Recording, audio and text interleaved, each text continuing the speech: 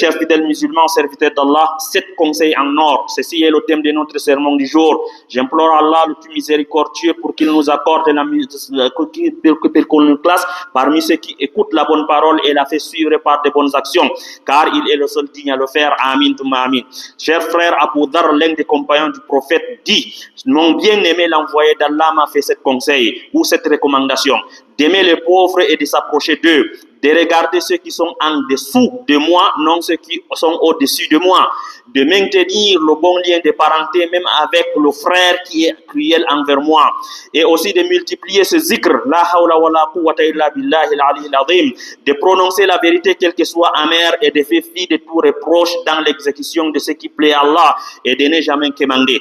Ici, dans ce hadith rapporté par Imam Tabarani, l'envoyé d'Allah sallallahu alayhi wa sallam nous fait cette bonne recommandation, dont le fait de les observer par le fidèle lui fera gagner la satisfaction d'Allah le Tout-Puissant. Il est donc sans doute que le but fondamental d'un bon croyant par tout ce qu'il fait, par tout ce qu'il entreprend, c'est de lui faire gagner la satisfaction divine, l'unique source de son bonheur dans ce bas monde ainsi que dans l'au-delà. La première recommandation du prophète sallallahu alayhi wa sallam de ce hadith, c'est le fait d'aimer les pauvres et de s'approcher d'eux. Ceci n'est pas facile, chers frères, puisque la nature humaine tend à aimer et de s'approcher des modèles exemplaires. C'est à cause de l'orgueil qui caractérise l'âme humaine elle n'aime pas se rapprocher de ses subordonnés. Et sachez qu'il y a deux intérêts dans l'application de cette recommandation du prophète, celui d'aimer les pauvres et de s'approcher d'eux.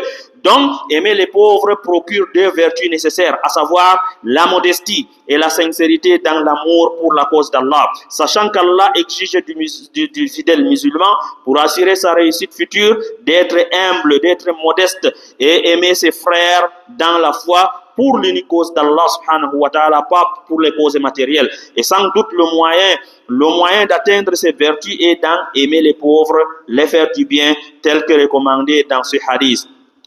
Les rendre visite, les honorer, tel que les présenter de bonne humeur tout en évitant de s'enorgueillir à leur égard. Il est donc déplorable que certains frères méprisent leurs frères dans la foi parce qu'ils sont pauvres. C'est un acte blâmable, très blâmable auprès d'Allah subhanahu wa ta'ala, puisque la majorité des hommes vertueux sont issus de cette catégorie de personnes pauvres. L'envoyé d'Allah dit, l'envoyé d'Allah lui-même faisait constamment cette prière. Il disait: Seigneur, garde-moi dans la vie étant pauvre, prends mon âme en étant pauvre et ressuscite-moi dans le nombre des pauvres. Il dit ça parce que la plupart des gens du paradis, ou bien les hommes du paradis, sont en majorité issus de cette catégorie de personnes, des pauvres.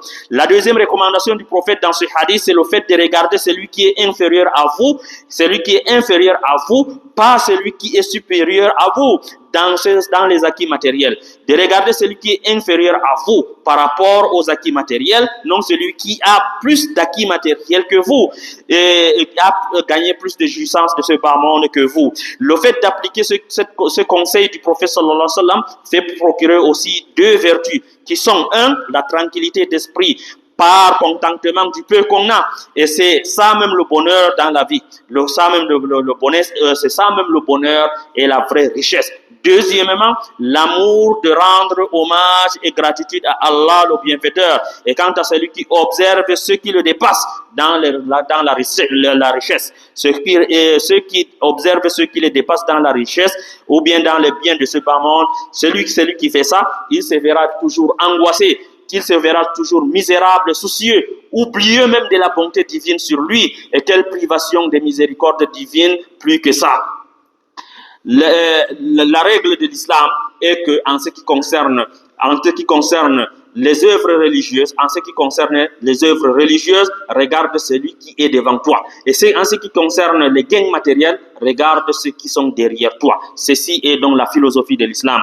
La troisième recommandation du prophète dans ce hadith, c'est le fait de garder le lien familial. Le lien familial avec un membre de la famille hostile, c'est-à-dire un membre de la famille qui vous est.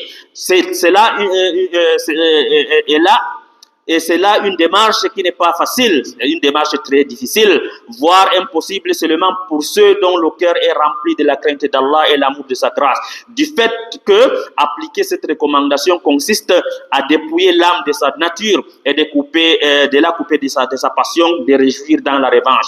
Donc, l'âme humaine a tendance à prendre sa revanche, surtout même sur celui qui est proche, mais qui se montre,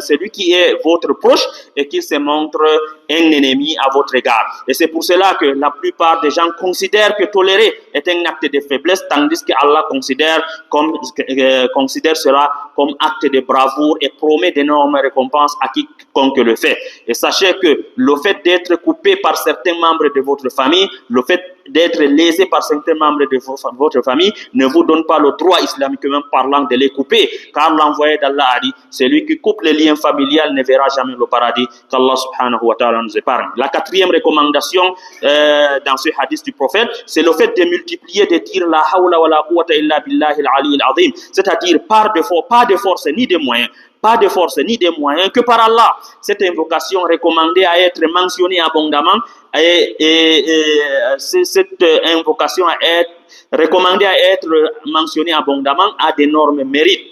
Imam Bukhari et Muslim nous rapporte que l'envoyé d'Allah a dit multipliez de dire la hawla wa la quwwata illa billah, car c'est un trésor parvenant du paradis. Un trésor parvenant du paradis. Si vous multipliez, chers frères, de dire cette invocation, Allah vous facilitera toutes vos tâches et il vous débloquera de toutes vos situations pour avoir sollicité son aide. La cinquième et la sixième recommandation du prophète sallallahu alayhi wa sallam dans ces hadiths, c'est le fait de prononcer la vérité, quelle que soit amère, et ne pas tenir compte des reproches des gens dans l'exécution de l'ordre d'Allah. Ces deux caractères ne sont pas donnés à n'importe qui, puisque la majorité des gens craignent le mal et les reproches des gens. La majorité des gens craignent le mal et les reproches de leurs frères. De ce fait, ils se taisent et ne disent pas la vérité, alors que prononcer la vérité sans passer des reproches humains, ne craignent que Allah dans tout ça, fait rapprocher le serviteur de son Seigneur et lui donne la possibilité même de devenir un ami allié d'Allah subhanahu wa ta'ala. L'un des compagnons du prophète sallallahu alayhi wa sallam lui demanda quel est le djihad le plus méritoire. C'est de dire la vérité devant un tyran. Lui répondit le prophète sallallahu alayhi wa sallam. La septième et dernière recommandation dans ce hadith n'est jamais quémandée. L'islam, chers frères, n'approuve pas la mendicité professionnelle, même si certains musulmans en prennent d'une source de revenus. L'envoyé d'Allah dit,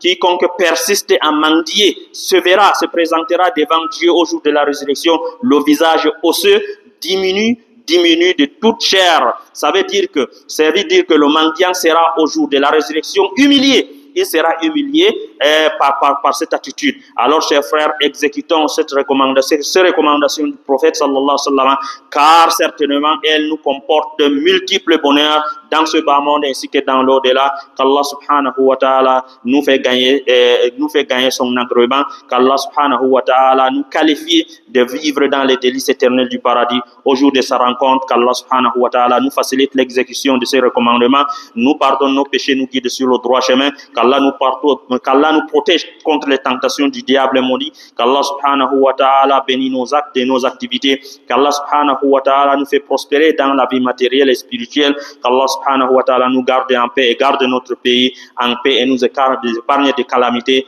de tous les genres. Louange et exclusivement à Allah, Seigneur, inna salat tanha al-fahsha'i wal munkar wa la dhikrullahi.